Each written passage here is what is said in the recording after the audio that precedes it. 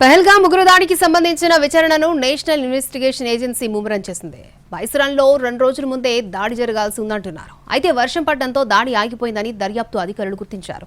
దాడి జరిగిన రోజు మధ్యాహ్నం టైంలో 2 ఉగ్రవాదులు ఒక ఫుడ్ స్టాల్ వద్ద కూర్చున్నారు. టూరిస్టుల సంఖ్య పెరిగే వరకు ఎదురు చూసి కాల్పులు జరిపినట్లు నిఘా వర్గాలు గుర్తించాయి. అయితే వారు అక్కడ ఎవరి కోసమైనా ఎదురు చూశారా అన్న కోణంలోనూ ఎన్ఐఏ విచారణ జరుగుతోంది. ఏప్రిల్ మొదటి వారంలో వారు బైసరాన్లో రెక్కి నిర్వహించినట్లు అనుమానాలున్నాయి.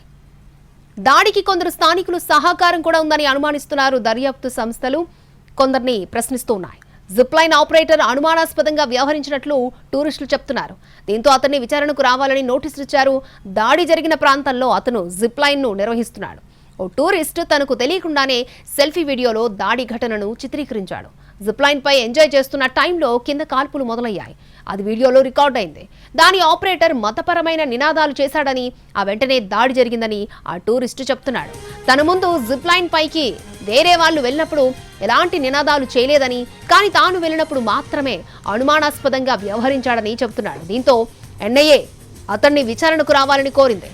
ఇంతకు ముందు కూడా అతను ఒకసారి విచారించారు అధికారులు. స్థానికుల సహకారం లేకుండా ఇంత పెద్ద దాడి జరగదన్నదే నిఘా వర్గాల అభిప్రాయం. ఉగ్రవాదులకు ఎవరెవరు సాయం చేశారో వారి వివరాలను రాబడుతున్నాయి నిఘా సంస్థలు.